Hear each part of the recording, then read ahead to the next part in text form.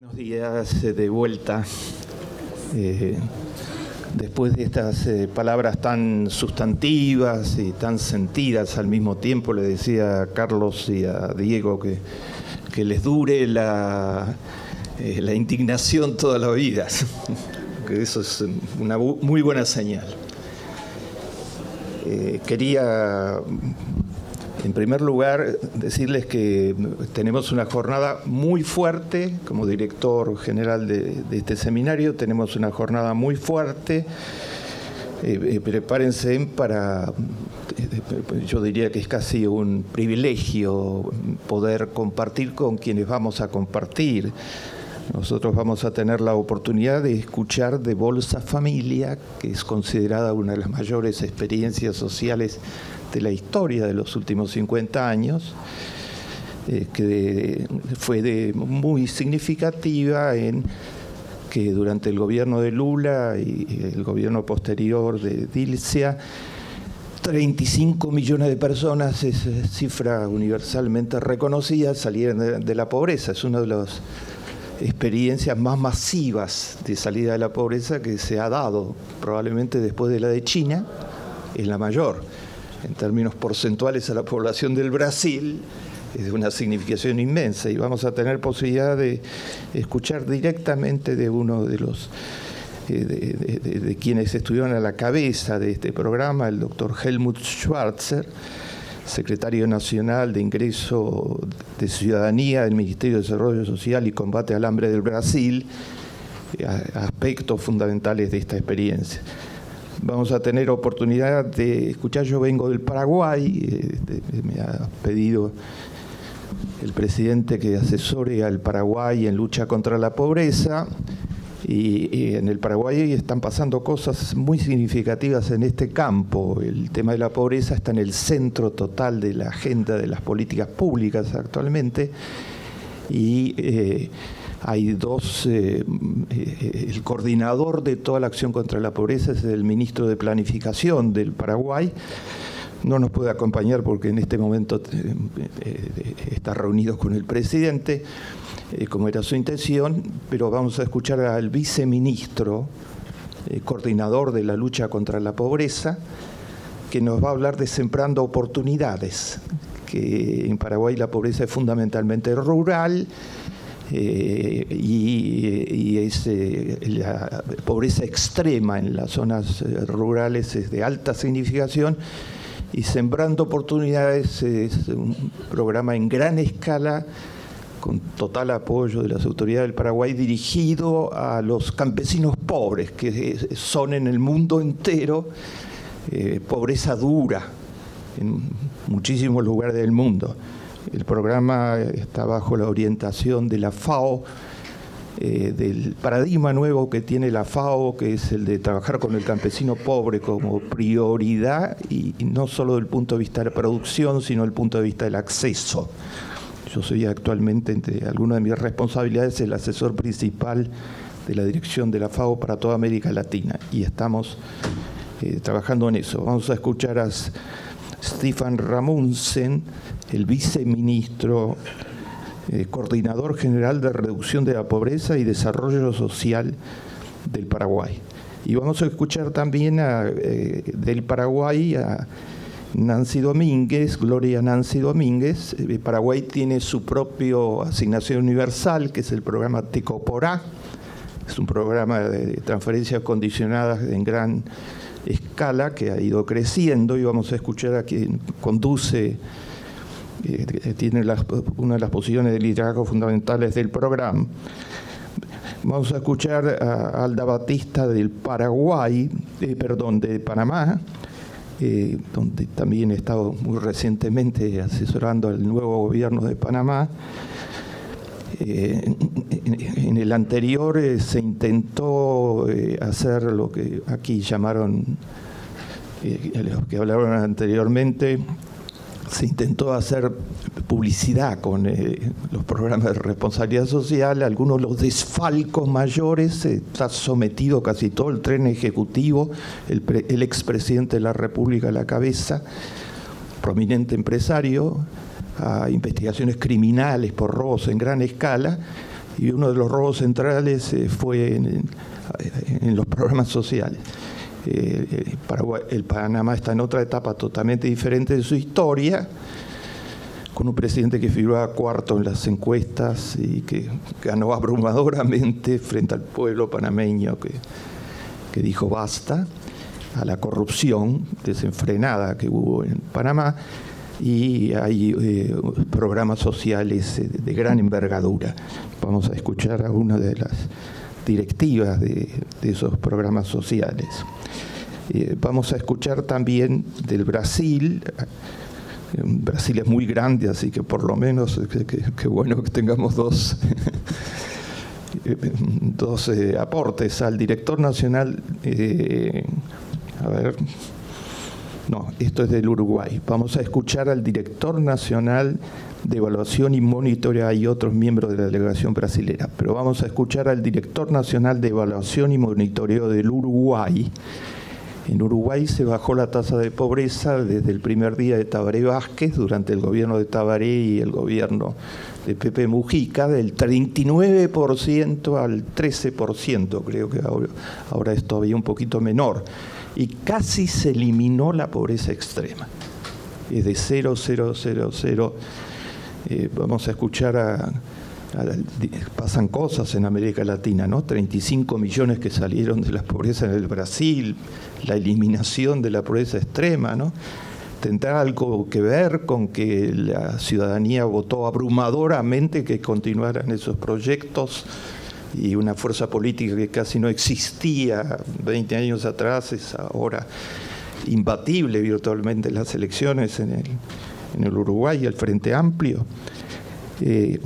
Y vamos a escuchar a República Dominicana. Yo vengo de República Dominicana, estuve hasta esta semana, el lunes, martes y miércoles en Paraguay, y el miércoles, jueves y viernes en República Dominicana. Invitado por el presidente de República Dominicana y empresarios con responsabilidad social. Y en República Dominicana hay en este momento una simultaneidad de programas sociales de gran envergadura, algunos desde la presidencia y otros desde la vicepresidencia, que está desempeñada por una mujer. Vamos a escuchar los programas de la vicepresidencia de República Dominicana. La vicepresidenta es la coordinadora del Gabinete de Sociales, quien dirige el Gabinete de Ministros Sociales en República Dominicana, una muy calificada profesional con Altagracia Zuriel Sánchez, directora general del programa Progresando con Solidaridad de la Vicepresidencia de Panamá. Me detengo en todo esto porque no vamos a estar contando simplemente lo que ha hecho Asignación Universal. Vamos a estar intercambiando. Esta fue la idea de este seminario, que programas que están haciendo esfuerzos innovativos intercambiaran. Pero intercambiaran sobre la base de datos. Nosotros no admitimos humildemente el debate a partir de dogmas, de eslogans, de prejuicios. Este tema, más que nunca, frente a la dificultad de bajar pobreza en América Latina y a los tiempos muy duros que vienen, de crisis económica mundial y sus impactos sobre América Latina, debe ser discutido con datos, porque si no estamos prejuicio contra prejuicio, no vamos a ayudar a los pobres de ninguna manera. Así que la idea es que intercambiemos experiencia, aprendamos mucho los argentinos de las experiencias de los otros lugares, a su vez brindemos esta posibilidad de los aprendizajes con errores y con aciertos de Asignación Universal, el instrumento, digamos, es la experiencia de política social probablemente mayor en escala de la historia de las políticas sociales en el país, y por los recursos comprometidos, por la cobertura y muchos aspectos muy importantes de la experiencia, desde ya que ha trabajado totalmente interrelacionada con otras políticas sociales que se están desarrollando en el país. Ese es uno de sus puntos más fuertes. Pero no lo vamos a escuchar. Yo no vine acá a decirles asignación universal es bueno. No, de una manera. Acá tienen lo que dicen las mamás que reciben asignación universal. La muestra fue preparada por un estadígrafo de primera calidad. Las encuestas fueron preparadas por un especialista de los mejores que tenemos en el país en preparación de encuestas y particularmente a población humilde. Se hizo una supervisión total de la encuesta en el terreno. Cuando hubo encuestas que no correspondía, que quedaban en espacios en blanco, que podían ser dudosas, fueron rehechas, fueron anuladas, fueron rehechas. Cada encuesta fue supervisada. Después se hizo el procesamiento de los cuadros estadísticos con la tecnología más sofisticada que tenemos a nivel internacional y finalmente produjimos el análisis. Entonces, acá lo que hay son los primeros datos que hay en la Argentina de evaluación de impacto en base a una muestra estadística con un 3% de error posible. Ha habido una serie de trabajos sobre asignación universal, trabajos cortos. Este trabajo lo que agrega es que son las mamás las que hablan. No es el investigador o es alguien, sino que son las mamás. 3.085 madres de todo el país, más 18 grupos focales con madres, más una consulta a observadores o protagonistas calificados de todos los sectores. Pero lo de fondo es la muestra estadística, ¿no? Este es un trabajo colectivo totalmente. Yo he sido el director general y me hago responsable académica y científicamente del trabajo. Ha compartido conmigo todo el trabajo en todas sus áreas Irene Novakovsky. Irene fue la fundadora del sistema de monitoreo e información de las políticas sociales de la Argentina, del programa Siempro, que en sus inicios fue un programa del Banco Mundial. Ella fue escogida para dirigir este programa y este programa fue la referencia de los organismos internacionales de cómo se hace monitoreo y evaluación. El programa sigue funcionando después de muchos años. Yo no me olvidaré nunca, aunque a Irene no le gusta que yo cuente eso. Irene es una de las metodólogas más respetadas que tenemos en América Latina en estos temas, que un día, cuando el Siempro publicó en plena época de Menem que la pobreza estaba subiendo significativamente en la Argentina, Menem la echó a Irene de un día para el otro. Ella era la directora general del Siempro, autoridad científica absolutamente respetada, pero los datos de la pobreza del Siempro no eran lo que le convenía a Menem, ¿no? Y al día siguiente hubo una reacción de opinión pública muy fuerte y no le quedó más remedio que reponerla, porque los costos políticos que estaba pagando, finalmente todo el mundo se iba a enterar de que la pobreza era la de Irene y no la de Menem, más todo lo que vino después. He tenido el inmenso gusto de compartir este trabajo de investigación con Irene Novakovsky. Y hemos tenido un equipo que ha trabajado incansablemente durante más de un año, creo que llevamos un año y medio. La coordinadora es Elisa Trota, venezolano-argentina. Elisa nació en Venezuela, pero su padre, que en paz descanse, un gran luchador social, era argentino. Y tenemos Argentina tiene la gran ventaja de que la ha integrado, se queda acá y ha sido una fuerza formidable en la coordinación de todo el programa. y un grupo de personas muy respetadas en este tipo de investigaciones, que son todos profesores de la universidad en diversos grados, de diversas universidades: Isidro Aduriz, Victoria Arinchi, Horacio Chitarroni y Naomi Bermos. Agradezco a los amigos del exterior muchísimo por haber hecho un alto en sus tareas. Agradezco a todo el equipo investigador por haber trabajado con esta fuerza. Dijimos que hicimos un calendario y dijimos en este momento tendríamos este libro y lo tenemos. Ahora, todo eso no hubiera sido posible si no hubiéramos tenido el apoyo absoluto de la Organización Iberoamericana de Seguridad Social y si no hubiéramos tenido el apoyo más absoluto de nuestra contraparte, Lancés. Necesitábamos, para hacer desde ya la muestra estadística, la base de datos, necesitábamos que nos abriera las puertas a plenitud. Esto es una evaluación con todos los requisitos de una evaluación de impacto cuidadoso. Y en realidad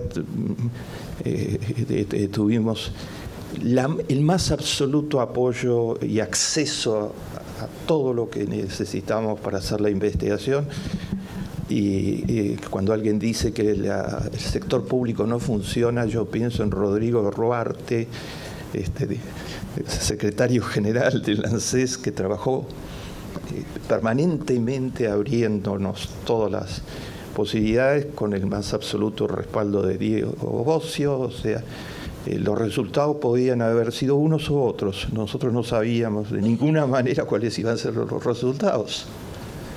Muchas veces los gobiernos no se animan a hacer la investigación aunque tengan la plata y los recursos porque tienen miedo de cuáles van a ser los resultados. Y además, el primer día nosotros señalamos, los resultados van a ser los resultados, sin aceptación de ningún nivel de censura o de acomodamiento de ningún tipo, ¿no? Porque es lo único que creemos en estas cosas. Y nos abrieron la puerta total y absolutamente. Entonces, estos son los resultados según las mamás. Vuelvo a repetir. Necesitamos, ordeno algunas reflexiones que van a ser rápidas porque queremos muchísimo escucharlos a ustedes, ¿no? Como van a ser muy rápidas, si a alguno le interesa por allí sobre este mismo tema, que pueden utilizar el libro que escribí con Amartya Sen, Primero la gente, que hoy lleva 30.000 ejemplares de edición y está traducido en 5 lenguas, o pueden utilizar para una aproximación mucho más rápida el informe Klicksberg, que se transmite 5 veces por semana en el Encuentro y en Canal 7 actualmente, y lo pueden encontrar en YouTube con toda facilidad. Y allí vamos por la tercera temporada del informe Klicksberg, de 25 episodios cada una, y allá van a encontrar casi todos los temas que acabamos de mencionar, con datos comparativos a nivel internacional. En primer lugar, seguimos en emergencia social en América Latina. No creamos que porque ha habido progresos importantes en la última década salimos de la emergencia social. La tasa de pobreza era el 42% cuando el año 2000 en América Latina. Se lo debemos completo a las políticas neoliberales, ¿no?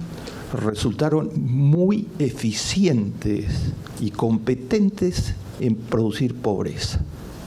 Y ni que hablar en aumentar el coeficiente Gini de desigualdad.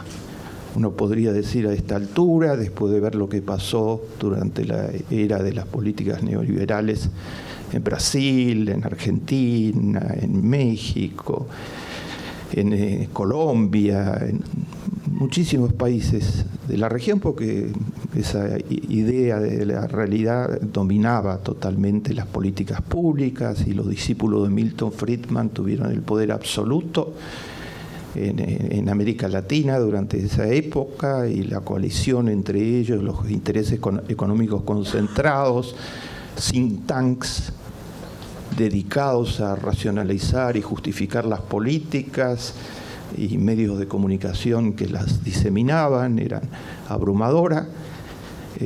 Bueno, se probaron en la realidad. Y los resultados fueron los que fueron. La pobreza llegó al pico más alto de la historia reciente de América Latina, 42% de la población. La pobreza extrema llegó al 20% de la población y la desigualdad saltó, así como saltó en las dictaduras militares, saltó bajo el modelo neoliberal y se convirtió en la peor de todo el planeta. O sea, América Latina se convirtió en la región más desigual de todo el planeta, con un Gini promedio durante los años 90 cercano a 0,60 de Gini, frente al 0,25, el más bajo del mundo de los países nórdicos. O sea, fueron absolutamente competentes en producir pobreza y producir desigualdad. No se les puede negar eso de ninguna manera, ¿no?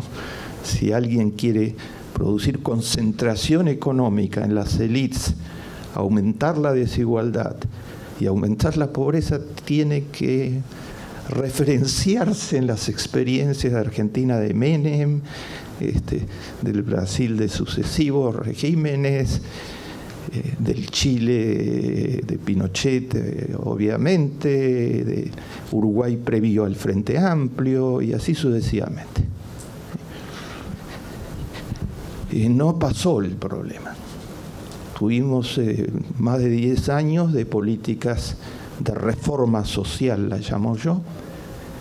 Los pueblos se cansaron, echaron a 13 presidentes entre 1993 y 2007 por vía de la democracia, no por elecciones, sino que salieron a la calle y los echaron. Desde De la Rúa hasta los 3 presidentes bolivianos, hasta el Goñi, que solo hablaba en inglés al pueblo boliviano, porque era el único idioma, no sabía hablar quechua, ni aymara, ni ninguno de los idiomas. Ellos, varios presidentes ecuatorianos y una lista muy larga, empezando por Color de Melo, el rey absoluto de la corrupción, aunque tiene muchos competidores actualmente, ¿no? Como la vicepresidenta de Guatemala y el presidente de Guatemala, ¿no? Ustedes escucharon que en los últimos días tuvo que renunciar la vicepresidenta de Guatemala. Tenían como referencia a Color de Melo, entonces, de hecho, ¿no? Entonces hicieron el robo del siglo, lo llamo yo, he escrito una serie de notas sobre eso, simplemente se apoderaron de la recaudación aduanera. Tienen una mafia instalada en la Dirección General Impositiva, digamos, de Guatemala, que se apoderó directamente, físicamente, de la recaudación. En un país en donde la recaudación es el 10% del Producto Bruto, o sea, uno de los países que menos Estado tiene, se apoderaron de la recaudación. Y el jefe de la mafia era el secretario privado de la vicepresidenta, que desde ya se escapó al minuto. ¿Y saben quién develó todo lo que estaba sucediendo? Porque el pueblo guatemalteco ha sufrido uno de los genocidios mayores de la historia. 250.000 campesinos guatemaltecos fueron masacrados por Ríos Montt y los militares durante una década. Entonces el pueblo guatemalteco sabe que le puede costar la vida a cualquier protesta. Aquellos que los masacraron siguen en impunidad. Ríos Montt fue condenado a perpetuidad por los innumerables crímenes cometidos, pero el alto tribunal, el máximo tribunal de Guatemala, constituido por apellidos ilustres de las oligarquías guatemaltecas, anuló el proceso por razones de procedimiento, ¿no? Entonces el pueblo guatemalteco sabe que es muy difícil salir a la calle en Guatemala, porque la impunidad sigue sobre los 250.000 asesinados, campesinos, familias y pueblos enteros. las Naciones Unidas, cuando alguien dice que las Naciones Unidas no sirve para nada, etcétera, etcétera, yo estoy cumpliendo 40 años de dirigir programas de las Naciones Unidas en toda América Latina y actualmente soy el asesor de 8 agencias de las Naciones Unidas. Cuando alguien dice que las Naciones Unidas no sirve para nada, las Naciones Unidas le impuso a Guatemala la creación de una secretaría, de una comisión de monitoreo dedicada a combatir la corrupción y la criminalidad, digamos, los desaparecidos, la represión. Esa comisión ha hecho una tarea excepcional. Hizo lo que el pueblo guatemalteco no tiene recursos para hacer. Entonces, fue fundamental en el enjuiciamiento de Ríos Montt, o sea, desde recoger las evidencias hasta denunciar las corrupciones gigantescas en diversos momentos. Los amenazaron de muerte. Guatemala, el actual general que preside Guatemala, dijo repetidamente en los últimos tiempos que iba a exigir que se termine el mandato de la comisión que vence ahora. Está claro, no quería que hubiera testigos ni denunciantes posibles de lo que está sucediendo, ¿no? La comisión descubrió el robo del siglo, lo puso sobre la mesa con todas las pruebas, trabajando junto con el Ministerio Público de Guatemala, ¿no? Y ahora, si leen los diarios de ayer, se van a enterar, el pueblo guatemalteco salió a la calle, exigió que la vicepresidenta se vaya de inmediato, está implicada por los 4 costados, y ahora volvió a salir el pueblo guatemalteco a la calle pidiendo la renuncia del presidente, cuyo periodo de gobierno termina ya, en octubre. El presidente tuvo que dar marcha atrás inmediata a pedir que se vaya la comisión, porque la presión internacional era fenomenal. Pero la noticia muy ingrata en el diario de ayer es que no hay un solo robo del siglo, sino que hay montones. O sea, se está descubriendo, la comisión descubrió en muchísimas áreas. O sea, el día de mañana el récord del presidente más corrupto se lo está disputando el presidente anterior de Panamá y se lo está disputando este gobierno en Guatemala, que ha tenido gobiernos de una corrupción infernal, pero se están batiendo los récords actualmente. En esta América Latina no estamos en cualquier consideración triunfalista sería un error muy grave. En 10 años la pobreza se ha reducido. Nuestra fuente de referencia fundamental son el excelentísimo trabajo que hace la CEPAL, y es un honor que estemos asociados con la CEPAL hoy. Yo siempre pongo los datos de la CEPAL en primer lugar, y la CEPAL nos dice con toda claridad la pobreza bajó de un 42 en el comienzo de los 2000 a un 28% actualmente. Pero 28%, Alicia Bárcena dice con toda propiedad, la única pobreza tolerable es 0. Tienes toda la razón del mundo, 28%. ¿Qué maravilla es eso? Pero es peor, porque la CEPAL en sus últimos escenarios dice nos quedamos estancados totalmente en el 28%. No está bajando ya. En los últimos 3 años virtualmente no bajó y subió la pobreza extrema.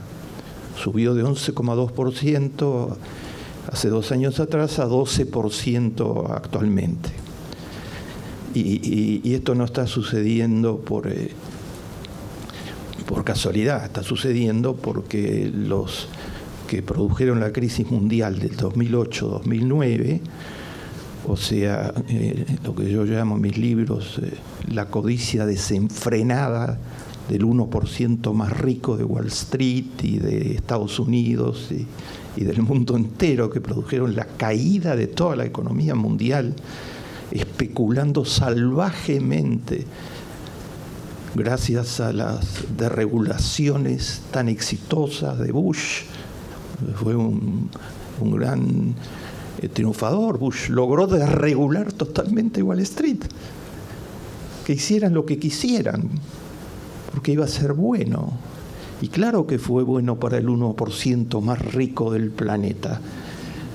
El 1% más rico del planeta tenía hace pocos años atrás, de acuerdo a Oxfam Internacional, 6 años atrás tenía el 43% del Producto Bruto Mundial. Actualmente tiene el 48% del Producto Bruto Mundial. El 50% de la población de menores recursos tiene el 2% del Producto Bruto Mundial. 86 personas, exactamente, 86 personas tienen más que 3.600 millones de personas. Realmente son los triunfadores de la corrupción total. La corrupción no es solo robar físicamente. La corrupción es hacer lobby para que se quiten todas las regulaciones y se pueda hacer lo que se quiere hacer. Y después no tener ninguna compasión, ninguna compasión, porque el presidente de Lehman Brothers no tuvo ninguna compasión. Robert Fult, el Congreso lo interpeló, entonces en plena crisis. Dijo, usted ha hecho quebrar Lehman Brothers, el tercer banco del mundo, que tiene 160 años de historia. Y usted, acá está la planilla de impuestos, ganó $500 millones en los últimos años. Y lo que usted cobraba por paquete de remuneraciones estaba ligado totalmente a las ganancias de corto plazo de Lehman Brothers. Entonces usted convirtió a Lehman Brothers en una gigantesca burbuja financiera, lo llenó de hipoteca basura y de derivativos basura, etcétera, hasta que lo hizo explotar. Y además había puesto una cláusula en el contrato personal de él, que se llama la cláusula paraguas, que si lo echaban tenía que pagarle $80 millones, ¿no?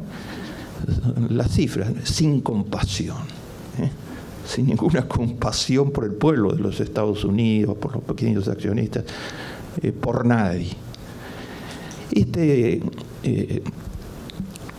En 10 años se ha avanzado en las cifras de la pobreza, pero ahora todavía el mundo no ha salido del estancamiento económico que produjo la crisis del 2008-2009.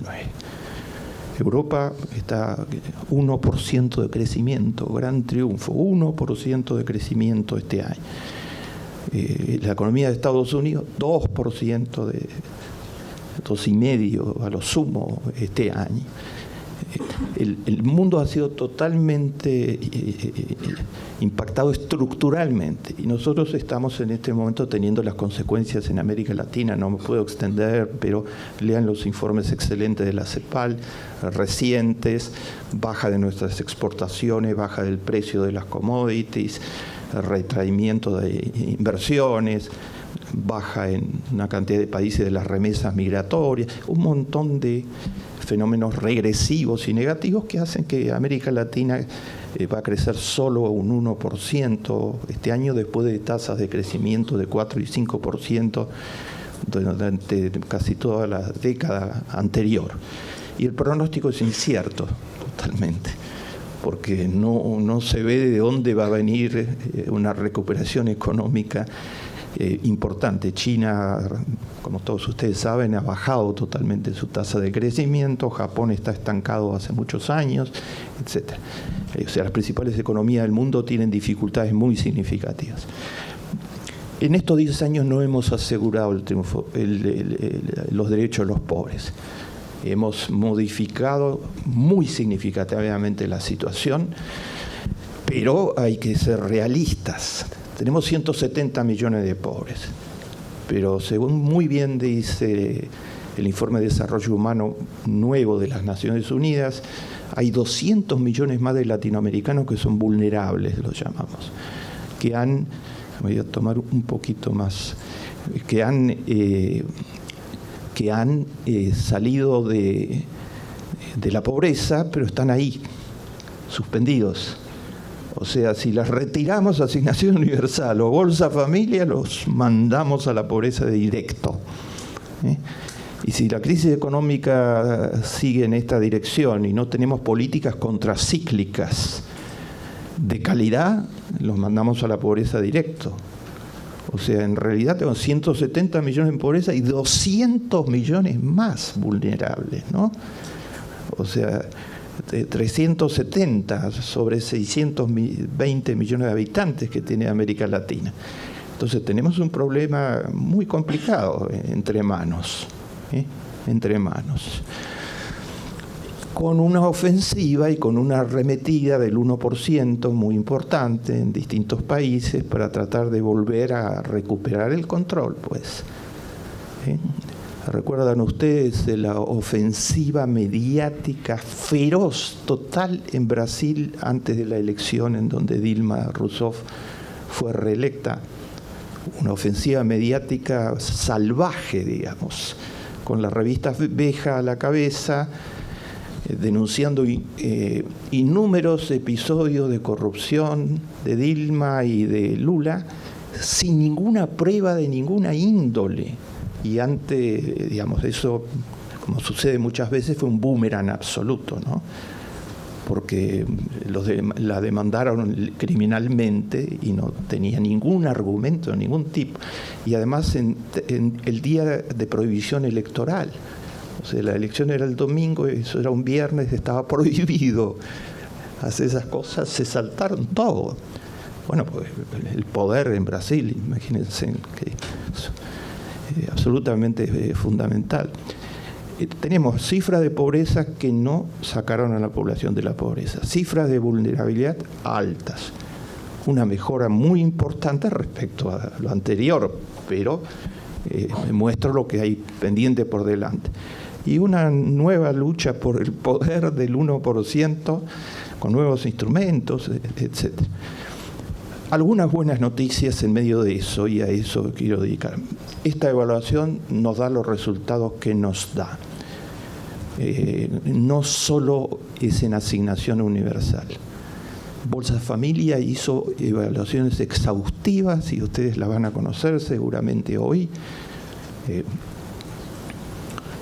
Yo he escuchado desde lo que Lula me transmitió personalmente, el gran honor de que uno de mis últimos libros, Cómo combatir la pobreza y la desigualdad, una perspectiva internacional, Lula se tomó el interés de que fuera publicado en Brasil, él lo prologó y estamos interactuando permanentemente respecto a estas cosas.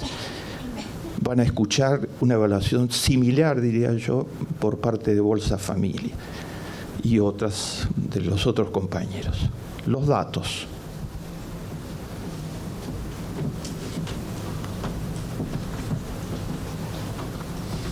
Asignación universal por hijo. Estas son algunas de los principios, de las innovaciones, digamos. Hay una central en la que me quiero detener. Bueno, se está llegando a 3,6 millones de niños pobres. Se ha quebrado el dilema focalización-universalidad, sobre el que se discute hace décadas en América Latina. Este es un programa focalizado, pero universal, ¿no? Focalizado en los niños pobres, con parámetros. Ustedes pueden completar en el libro cualquier información que yo voy a dar un poco rápidamente por el tiempo. Universal para los niños pobres. Los parámetros del programa registran como niños pobres a los hijos de los trabajadores informales. Precisan exactamente los que están fuera de los otros sistemas de seguridad social que ha construido el país durante muchos años y que el ministro del Trabajo defiende, lideriza junto con la ministra de Desarrollo Social y con otras áreas. Esto es los niños pobres. Ese fue el objetivo del programa. Se estiman que son cerca de 4 millones. El programa ha llegado a 3.600.000. Los otros, para una de las críticas que he escuchado al programa, bueno, pero no llegó al 100%. Bueno, es un poco de muy mal jugador, para decir de algún modo, ¿no? De decir eso, frente a 3.600.000 que no tenían protección y que ahora la tienen, ¿no? Pero además, el problema es que Cavallo lo hizo tan bien, destruyendo el tejido social argentino, como le digo, es un muy competente discípulo de Milton Friedman, ¿no? Lo hizo tan bien, pero tan bien, que los 400.000 niños que faltan es muy difícil encontrarlos, porque los sumió tan abajo en la estructura social, los marginalizó a tal extremo que son invisibles a los ojos, que es muy difícil llegar a los niños más pobres de los más pobres del país. Y la ANSES está intentándolo. El programa, se supone que yo soy algo así, dicen por ahí, como el padre de la gerencia social, ¿no? Creé la disciplina hace 25, 30 años atrás en las Naciones Unidas. Me enorgullezco totalmente que una recomendación mía de hace 25 o 30 años atrás, que la he repetido en toda América Latina dentro de las propuestas que he tenido la oportunidad de hacer a muchos presidentes, una recomendación ha sido tomada, no digo de ninguna manera que sea mí. Yo siempre la propuse, hay otros ya, es que los programas debían ser programas para las madres y que fuéramos tajantes en eso, para las madres pobres. En Argentina esto es un hecho jurídico. Así, el único titular de asignación universal es la madre pobre. El papá, que me perdone mi gran amigo Carlos, no es sujeto de derecho para recibir asignación universal. Se lo tiene que ganar, como decía Carlos, pero no se lo ha ganado de ninguna manera. Y hasta que se lo gane, la manera de lograr que los programas sean eficientes es que la madre sea el titular. Yo tengo pruebas abrumadoras sobre esto en todos los países de América Latina, pero no los voy a abrumar a ustedes en estos momentos con eso. Pero todo tipo de experiencias donde las madres pobres tienen un desempeño en la gestión de programas sociales de muy diverso orden, a gran distancia de lo que sucede cuando son los padres los titulares de derecho. En el machismo latinoamericano parecía una locura sacar a los padres de titular de derecho, le van a pegar a mujeres y van a ser los titulares de hecho, etc. No fue una locura, fue el mayor acierto, diría yo, de los programas de transferencias condicionales. Esto se está propagando, lo de las madres, con diferentes ritmos, y yo con una cantidad de experiencia a mi favor, bueno, termino de recomendarle al presidente de República Dominicana que ha duplicado el presupuesto en educación del país y que tiene el 84% de popularidad en las encuestas. Danilo Medina terminó y que me ha dicho que me lee desde hace muchos años, etc. Entonces aproveché eso de decirle la madre, porque los datos son absolutamente determinantes. Hay por ahí el mito que los programas se malgastan, ¿no? Como lo dijo Diego con toda indignación antes. La gente recibe estos programas, deja de trabajar y además lo usan en la quiniela, la lotería, ir a la cancha de Boca. Eso es medio peligroso, pero por más que salga muy caro los asientos, etcétera, se lo fuman, etcétera. El programa Asignación Universal es solo para las madres. No conozco a nadie que haya administrado y que pueda administrar recursos escasos, porque el programa son recursos que se van actualizando. Se actualizó ¿cuántas veces? 8, ¿no? Sí, los montos se van actualizando. Las madres los han gastado de modo absolutamente ejemplar. Enseguida vamos a ver las cifras. Alimentos, mejorar la calidad de los alimentos, remedios, ropa para los hijos, útiles escolares, absolutamente ejemplar. uno de los desvíos de fondos más significativos del programa. Yo he recorrido el país muchas veces, digamos, he recorrido el país de punta a punta. Me encuentro en Jujuy, ¿no? Con que me explican que hay un desvío de asignación universal. Hay beneficiarios que ahorran de la asignación universal para comprar bolsas de cemento, para construirse su casita, ¿no? Ese ha sido uno de los desvíos, para llamarlo de algún modo, ¿no? El sueño de construirse, y se la construyen ellos solos, ¿no? Van ahorrando y se van construyendo la casita, ¿no? Las madres lo han administrado de una manera absolutamente ejemplar. Yo hablo siempre de gerencia de excelencia. Bueno, son las madres. ¿Y por qué? ¿Y por qué? Bueno, estudiemos la relación madre-hijo y estudiemos la relación padre-hijo en familias pobres, también en otras que no son pobres, etcétera. Y no hay duda, es decir, el mundo ha sido creado de una manera tal que la madre tiene un nivel de compromiso con los hijos, los explicaron anteriormente, ¿no? Diego, como decía, la madre hace todo. Es así en América Latina. De todas las tareas de cuidado, digamos, la educación de los hijos, la educación el cuidado de los ancianos, que la comida esté a tiempo, el que todo funcione, En América Latina, de todas esas tareas, las que no aparecen en las cuentas nacionales, de todas esas tareas, las mujeres, las madres de América Latina hacen el 92%. Y los hombres el 8% promedio, ¿no? Hay países donde es mucho menos todavía. Entonces ellas son las que hacen que funcione todo eso. Y todo eso tiene alguna importancia. Yo no conozco expresión más hermosa que la que dijo uno de los mayores urbanistas del siglo XXI, Manuel Castells, cuando reflexionando sobre esto, simplemente dice Manuel, se supone que hay mujeres que no hacen nada, porque se dedican solo al cuidado, a la economía del cuidado, digamos, etc. Hoy, normalmente, la gran mayoría, es una noticia muy positiva, trabaja, pero al mismo tiempo sigue manteniendo la economía del cuidado, digamos, ¿no?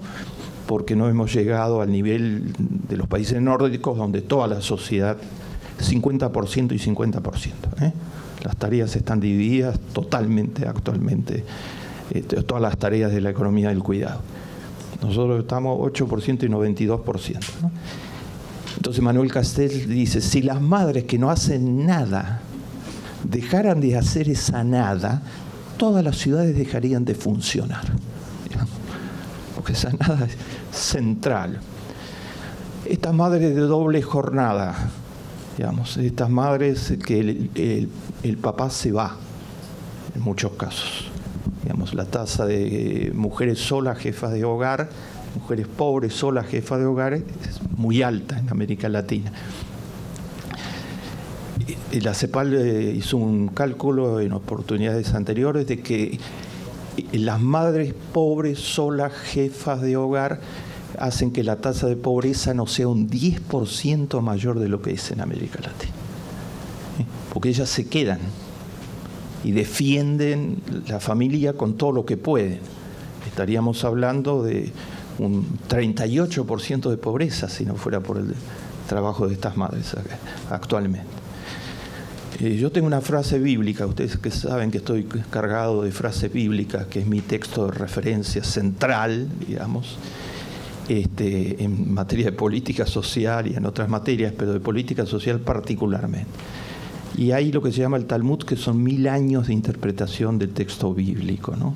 Y el Talmud lo pone con una presión tal para los que creen y para los que no creen, que es absolutamente legítimo, con una presión tal. El Talmud dice así, dice, como Dios no podía estar en todos lados, el Papa nos repite que Dios le importan mucho los seres humanos, por eso los ha creado a su imagen y semejanza.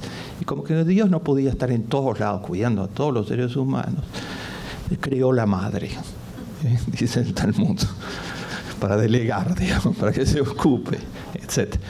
Yo estuve con 600 madres beneficiarias hace poco tiempo atrás en Avellaneda, en la Universidad de Avellaneda. ¿Qué? Sí. Y estas 600 madres beneficiarias del programa, casi ninguna de ellas había entrado jamás en su vida en una universidad, físicamente, digamos, no había estado nunca en un recinto universitario. Y al final de mi exposición le digo preguntas. Entonces levanta la mano una madre joven y dice: nosotros queremos pedirles algo. Todos los que estaban alrededor mío temblaron, el intendente de Avellaneda, el ministro de Desarrollo Social, etc. Todos temblaron porque dijeron: van a pedir guita, ¿de dónde la sacamos?, etc. No, resulta que al interior de Asignación Universal hay un programa que se llama Ellas Hacen, ¿no? Que está cubriendo a 100.000 madres. Hay cerca de 1 millón de madres en Asignación Universal y 100.000 están ya incluidas en este programa. Ellas Hacen quiere decir, vamos a capacitar a las madres al mismo tiempo que reciben, que tienen que cumplir con las condicionalidades escolares, de salud, de vacunación, de control de embarazo. Vamos a tratar de capacitarlas. Y entonces se las está capacitando en este momento en oficios seguros, porque tienen nichos muy importantes en los mercados. Se las está capacitando como plomeras, como albañiles, como soldadoras. Entonces esta señora se levanta y dice: tenemos que hacerles un pedido. Y el pedido de la señora fue, y esto es en nombre de todas, lo hemos conversado muchas veces: nosotros queremos que también nos capaciten como electricistas, fue el pedido. Ese fue el pedido. O sea, están pasando cosas cuando a la madre se le da la capacidad de ejecución. Están cambiando los roles en el hogar. Se está fortaleciendo a estas madres débiles y sometidas por la violencia y por el machismo y por la discriminación de género que continúa ampliamente en nuestras sociedades. Y no tengo que hacer referencia a los horrendos episodios que vemos permanentemente, etc. Y se está delegándole a quien mejor puede gerenciar los programas. Y como no tenemos mucho tiempo mientras los padres maduran, tenemos que hacer las cosas con quien realmente es confiable en el programa. Entonces, de todas las cosas que el programa tiene innovativas, una totalmente innovativa es que por ley la única titular de derechos es la madre. Algunos impactos de la asignación universal por hijo: desigualdad, brecha de ingresos entre niños y niñas adolescentes del decil más rico del país y del decil más pobre del país. Se achicó 47,2%. Nutrición, mejoró 8,4 puntos porcentuales el consumo de alimentos básicos. Algunos de los hogares jamás los chicos habían probado carne, jamás. Y pescado hasta por ahí nomás, etc. Bueno, cambió la dieta, cambió la dieta. Ingresos. La asignación universal representa el 24,6%. Este dato es fundamental. Cuando la Argentina y en toda América Latina, el 1% dice sin ninguna vacilación: estamos manteniendo a los zánganos, estamos manteniendo a los que no quieren trabajar, o los estamos induciendo a que dejen de trabajar porque no saben de lo que están hablando. Yo invito a alguien que tenga una encuesta de 3.100 casos estadísticamente validada, que me enfrente desde esa encuesta. Pero no desde la estupidez, pues. El ingreso que proporciona Asignación Universal es el exactamente eso, el 24,6% de los ingresos de la familia, porque la gente está trabajando, la gente que recibe asignación universal. Y lo mismo sucede con Bolsa Familia, como le va a explicar nuestros amigos de Bolsa Familia. Lo mismo sucede, esa gente que trabaja, pero que trabaja en las ocupaciones peor pagadas de la sociedad, que trabajan como no tienen ninguna capacidad de negociación y un altísimo nivel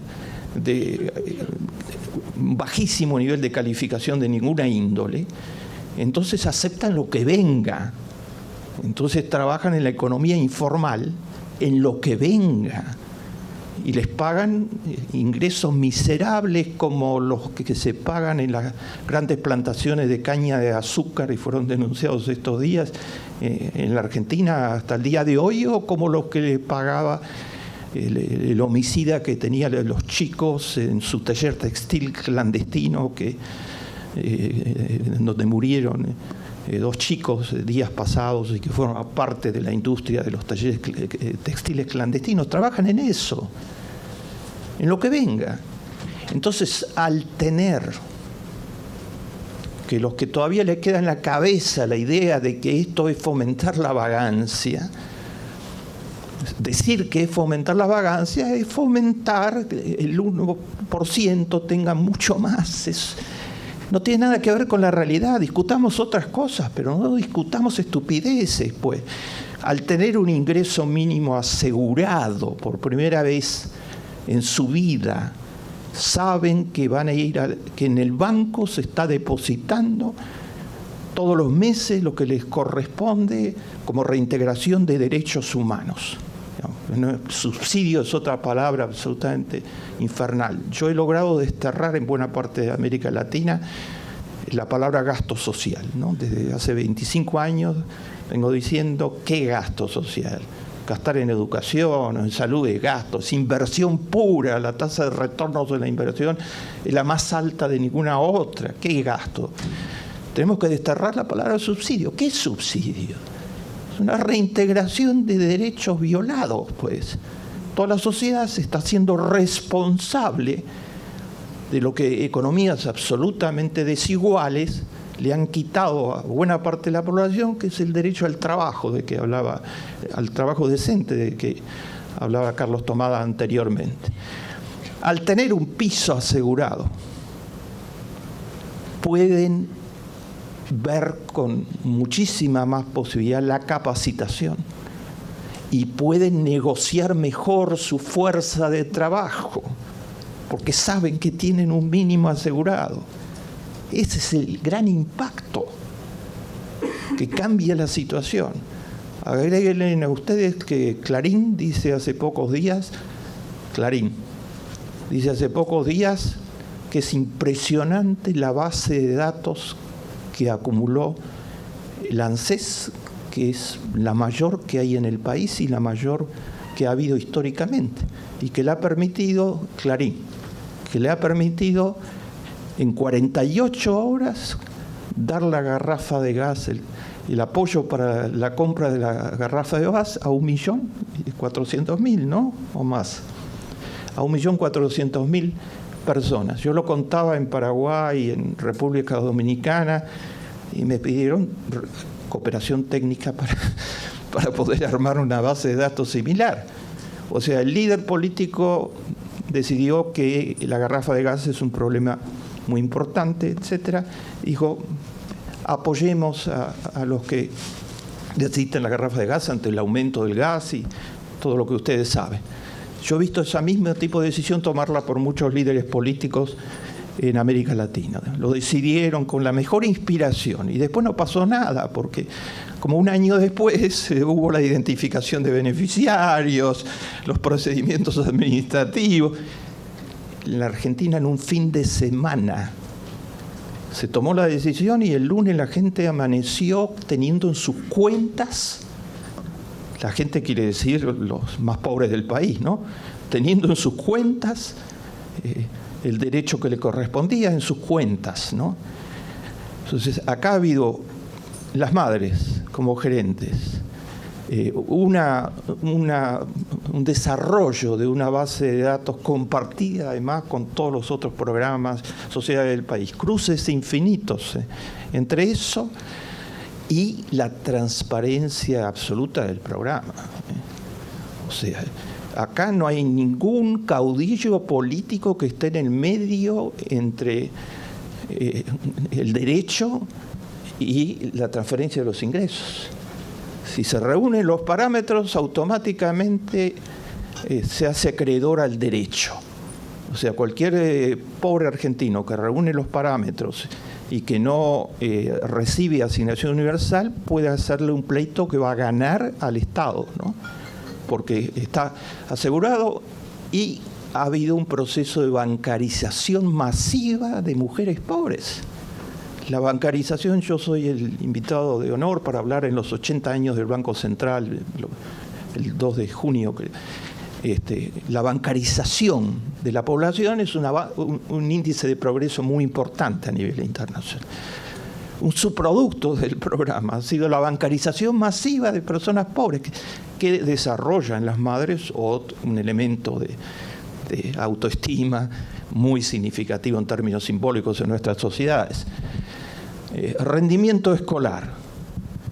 De acuerdo a los datos, subió 6,4 puntos porcentuales en los rendimientos en lengua y matemática de los nivel primario y secundario de los niños más pobres. Controles de salud de los niños, subió 7,1 puntos porcentuales. Asistencia escolar, subió 7,2 puntos porcentuales. Movilidad intergeneracional, aquello de que las generaciones que vienen, la trampa de la pobreza, ¿no? No se repita, 6,1 puntos porcentuales. Trabajo infantil decreció 4,7 puntos porcentuales.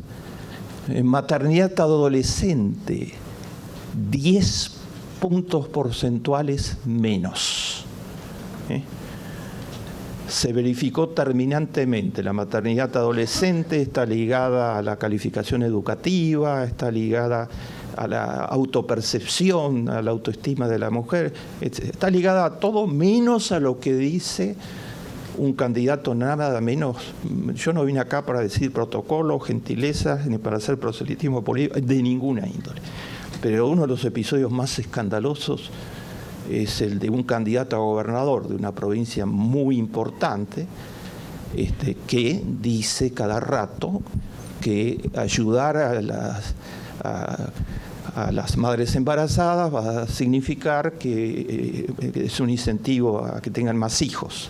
La primera vez que dijo esta, ya no sé cómo llamarla, digamos, ¿no? Pero ni siquiera estupidez, es sin compasión cuando se dicen estas cosas, ¿no? La primera vez que lo dijo que el director del hospital de Rosario le había dicho eso. A la mañana siguiente el director del hospital de Rosario dijo: nunca se lo dije ni se lo podría decir, está loco, yo pienso exactamente todo lo contrario. Y lo sigue diciendo cada rato, ¿no? Ahora ha hecho un agregado muy innovativo el candidato en cuestión, ¿no? Podemos ser el ridículo del siglo, porque es muy innovativo el candidato en cuestión. Y entonces ha dicho que él ha descubierto cómo se mejoran las escuelas. Hay que pegarle a los chicos que tienen mala conducta hay que expulsarlos. Y además hay que dar coscorrones, porque ahí le dieron coscorrones y miren qué bien que he salido, ¿no? Una teoría pedagógica muy avanzada, digamos, ¿no? Muy avanzada. Bueno, para su pesar, los datos comprueban terminantemente que 10 puntos porcentuales de impacto en la maternidad adolescente. Se baja la mortalidad adolescente en esa proporción. Uno de los sueños de la UNICEF, a la que asesoro al más alto nivel, es bajar la maternidad adolescente. No, muchas gracias, no, atrás. Atrás. Y yo no digo muchas gracias. Hay desde ya que el libro muestra cosas que hay que hacer. No dice que los resultados son perfectos, no. Primero que estoy hablando de 4,6, 8,8, etcétera. Necesitamos mucho más puntos porcentuales, lo que significa que necesitamos seguir restituyendo derechos masivamente, ¿no? No va a ser solo de asignación universal. Argentina tiene en este momento el 93% de población bajo cobertura jubilatoria. Es de lejos, según la Organización Iberoamericana, es el país de América Latina con mayor cobertura jubilatoria, ¿no? Va a ser por diferentes vías y faltan, hay desafíos pendientes. Asignación Universal tiene 5 años, eso es todo lo que tiene. Hay desafíos pendientes. Institucionalizar, recomendamos nosotros al ANSES y al país, institucionalizar un mecanismo automático y permanente de actualización del monto de la prestación, que eso sea automático, ¿no? Esté ajustado de ya por la inflación, etcétera. Incrementar la bancarización y el acceso al crédito, seguir con eso, fijar un piso más alto para la prestación, priorizar a los hogares destinatarios de asignación universal en el acceso a servicios y planes de vivienda, incluir junto al control del embarazo, controles y estudios ginecológicos y salud reproductiva para titulares e hijas adolescentes. Bueno, tienen un libro, hoy se les va a entregar un libro, esto de ya no es un libro comercializable, etcétera, etcétera. No hay derechos de autor ni de ninguna índole. Se les va a entregar un libro, está editado por una editorial muy prestigiosa del país, editorial Biblos, y está editado por todas las organizaciones que han patrocinado esta investigación, de la Universidad 3 de Febrero hasta la Organización Iberoamericana de Seguridad Social. Siempre nos ha estado apoyando la Organización Iberoamericana de la Juventud, que es una poderosa fuerza, y acá está su director general acompañándonos en el día de hoy, la Organización Iberoamericana de la Ciencia, la Educación y la Cultura, cuyo director argentino también nos está acompañando el día de hoy. Van a escuchar a ambos más adelante. Mi conclusión final personal de alguien que cumple exactamente 40 años de lucha contra la pobreza, desde la primera vez que fui nombrado por las Naciones Unidas y era bastante joven. No voy a decir ningún dato adicional de ninguna índole. Conservo, gracias a Dios, ¿no? Y a Ana. Sin Ana, nada, conservo la misma jornada de trabajo que hacía en ese momento, de unas 18 horas diarias, nada recomendable, etcétera, etcétera, etcétera. Pero hay alguna cosa que estimula cuando uno está metido en la lucha contra la pobreza. Después de haber visto 40 años, muchos fracasos. Haber visto lo que los modelos neoliberales producen, que ya está dicho de antemano. Se demostró en América Latina, se demostró en Europa cómo se puede destrozar parte de una red social construida durante décadas y décadas en un corto tiempo, aplicando la receta neoliberal. No produce equilibrios macroeconómicos finalmente, pero sí produce la destrucción del sistema de protección social. Y he visto a muchos gobiernos muy bien intencionados no lograr avanzar mayormente, ¿no? Sino ver cómo se crece, pero nunca existió el goteo, ni va a existir, no es de esa manera. Si se crece, pero hay altísimas desigualdades, entonces no llega a nada. Y si no hay políticas sociales activas y hay concertaciones nacionales entre los diferentes sectores sobre la pobreza, la política pública es la principal responsable, pero también empresas privadas con responsabilidad social, sociedad civil movilizada, medios que sean sensibles ante el tema. He visto presidentes desesperados. Puse los recursos. Estoy totalmente sensibilizado. Le digo al país todos los días que ya vienen los resultados y los resultados no están. ¿Qué hago? Algunos me han dicho, bueno, voy a tener que renunciar, porque esto es demasiado importante. El presidente Elwin, cuya amistad me honro, el primer presidente democrático de Chile, tenía como meta central la reducción de la pobreza. Pinochet había aumentado la pobreza, fue absolutamente eficiente en corrupción y en pobreza, ¿no? Su fortuna personal aumentó la pobreza un 20 a un 40% de la población. Elwin llegó al final de su mandato con un 25% de pobreza, o sea, bajó de 40 a 25%. Y su discurso de despedida fue: he fracasado. Porque la pobreza solo logramos bajarla a un 25%. Tenemos que ir mucho más lejos, se fue mucho más lejos. Hoy es mucho menor la pobreza chilena, pero la desigualdad que dejó Pinochet, no me voy a extender sobre el tema. Ahí están los estudiantes hablando por mí en las calles de Chile permanentemente.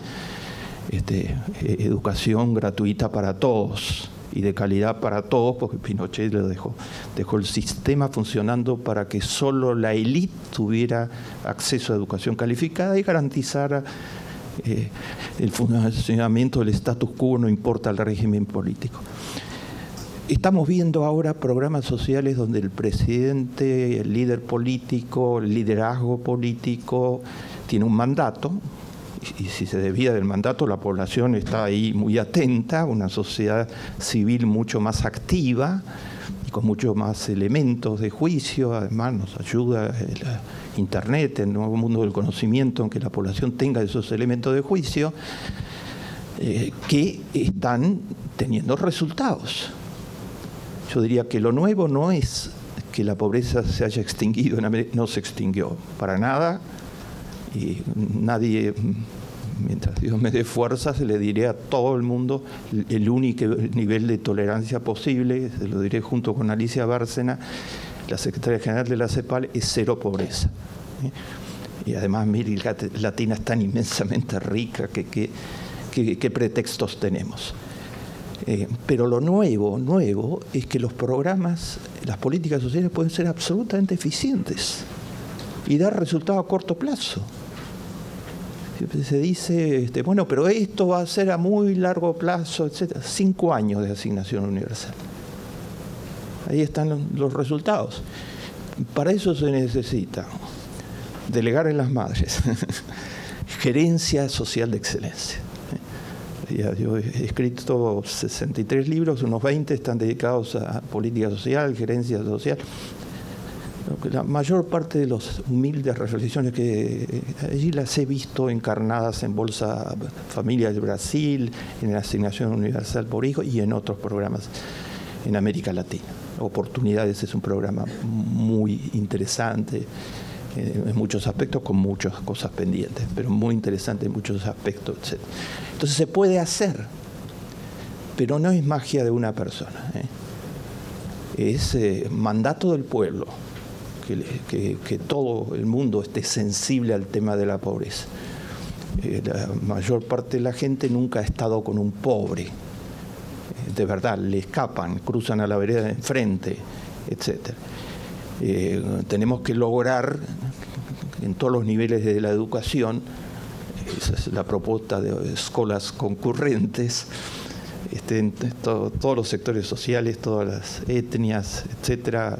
Se me ha pedido que sea el asesor principal de escuelas ocurrentes. Tercero, estos programas han sido exitosos por la transparencia absoluta, porque no hay intermediarios de ningún tipo. No hay lugar para la corrupción, ni hay lugar para el clientelismo. No hay intermediarios. Que después eso se pueda reflejar. Yo soy absolutamente descarnado. Dicen, bueno, pero los que hacen los programas ganan votos, etc. La verdad que a mí lo único que me importa es que la calidad de la vida de los pobres mejore. Si los que hacen los programas por eso concitan el apoyo de la población pobre, bueno, han hecho lo que el mandato del pueblo les estaba exigiendo, pero además no subestimemos a los pobres de América Latina, no los subestimemos, no creamos que un programa social es el único elemento de juicio que tienen en cuenta. Cuando tienen que elegir su votación. No los subestimemos. Ahora los pobres de Guatemala están en las calles arriesgando su vida, pues en Guatemala es muy difícil, porque tienen muy claro qué es lo que está sucediendo en el país. Y los chicos del secundario de Chile hicieron paralizaron a un gobierno ultraconservador, etcétera, y lograron que en la agenda política pública de Chile los 3 banderas de su movimiento tengan el respaldo de la inmensa mayoría de la opinión pública, etcétera. Se puede hacer política social de alta calidad. Detrás de ella tiene que haber valores éticos. Ustedes saben que soy monotemático con los valores éticos, digamos, ¿no? Gracias a Dios, porque para mí son cosas muy concretas. Le pregunté a un ministro decisivo en lo social del gobierno de Lula, que lo estuvo acompañando los 8 años, le pregunté, decime, cuando ustedes se reúnen con el gabinete, cuando Lula reúne al gabinete, que era con mucha frecuencia, los ministros siempre tratan de hacer méritos con el presidente. ¿Y ustedes qué piensan que pasa por la cabeza de Lula cuando ustedes piensan qué le gustará a Lula, digamos? Es un mecanismo natural. Dicen, nosotros todos teníamos claro siempre qué pasaba por la cabeza de Lula. Que si lo que estábamos proponiendo era bueno, regular o malo para los pobres del Brasil. Bueno, con sus hermanitos que murieron por pobreza y con su trabajo de lustrabotas durante buena parte de su infancia y con una familia que la madre sola sacó adelante, etcétera, etcétera. Bueno, la sensibilidad hacia esto es decisivo. Es decisivo porque es la única que frente a los embates permanentes de esto solo sirve para crear haraganes, se malgasta. Además un truco remanido que es, ya hay bastante gasto social, la cosa es eficientarse, hacerlo mucho más eficiente. No hay bastante gasto social, no embromen. No me vendan ese argumento que algunos organismos internacionales siguen vendiendo hasta el día de hoy, ¿no? La UNESCO dice terminantemente no menos del 6% del Producto Bruto en educación, ¿no? En República Dominicana se duplicó, pero del 2 al 4% del Producto Bruto. En Perú mejoró, pero está por debajo del 4% del Producto Bruto. Y puedo seguir con la lista, toda América Latina está por debajo del 6% del Producto Bruto. Ha mejorado, pero falta mucho. Argentina tiene 6,4% del Producto Bruto. Se ha mejorado, pero falta mucho, no se tienen los recursos que necesitamos. Termino.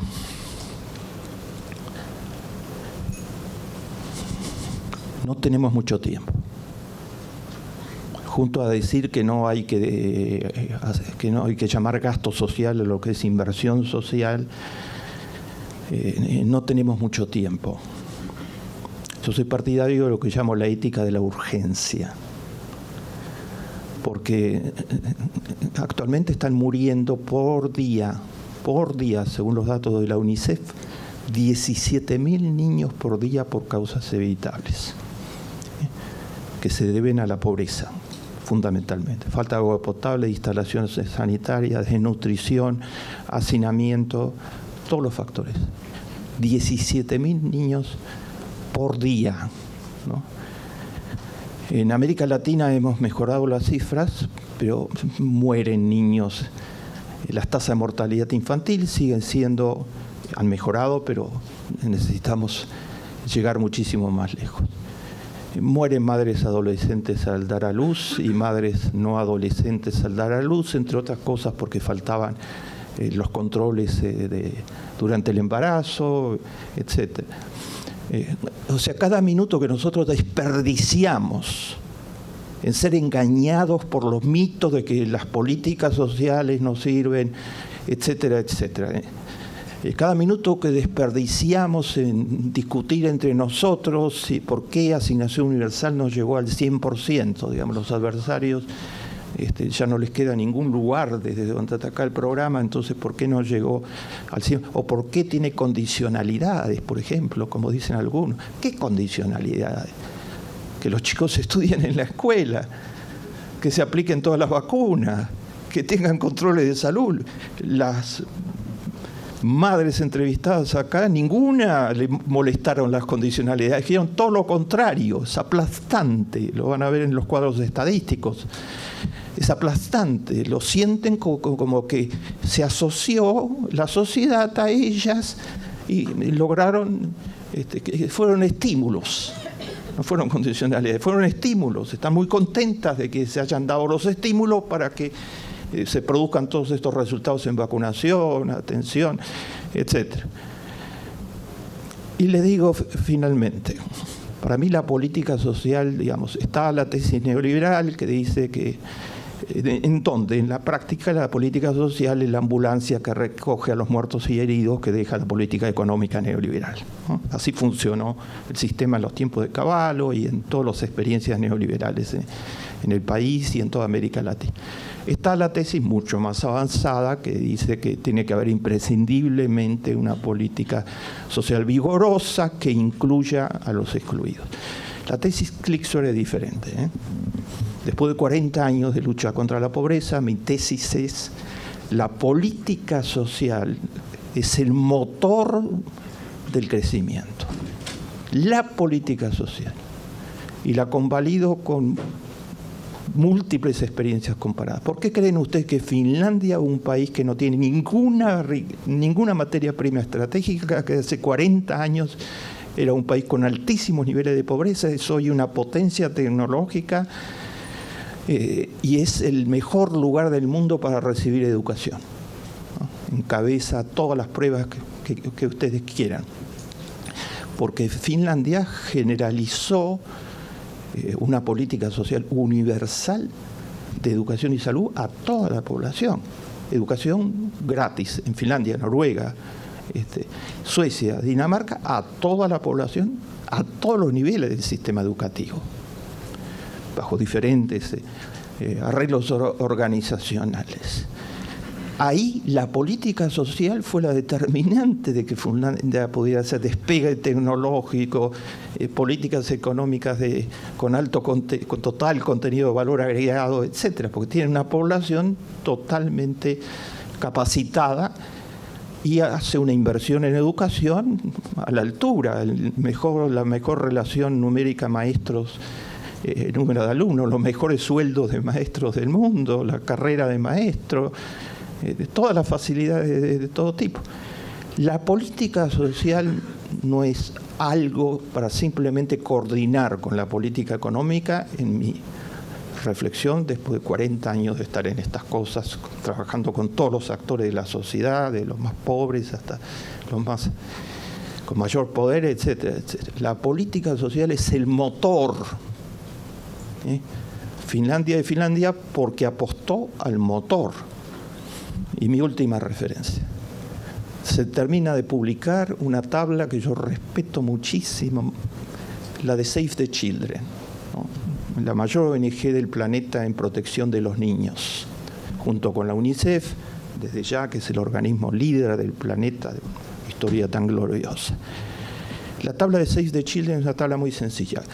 ¿Cuáles son los mejores y los peores lugares para dar a luz y para que los niños supervivan? Entonces, ranquea los 180 países que están en las Naciones Unidas de acuerdo a indicadores, una batería de indicadores sobre los mejores y los peores lugares. Entre los peores está Guatemala en el puesto número 177, tiene 48% de desnutrición infantil. Uno de los mejores periódicos que tiene Guatemala, el periódico, hizo el cálculo estos días de que lo que robaron en recaudación fiscal es la suma que sacaría a todos los chicos de Guatemala de la desnutrición, ¿no? O sea, se robaron los alimentos de 48% de niños desnutridos de Guatemala, ¿no? Las élites económico-militares que dominan Guatemala.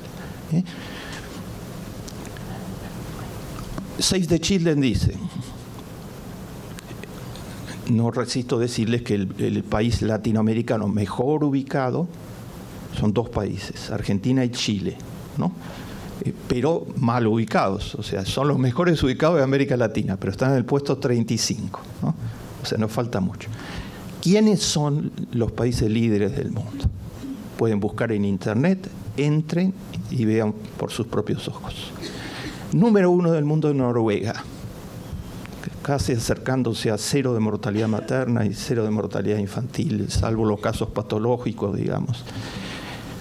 Número 2 del mundo, Finlandia. Número 3 del mundo, Islandia.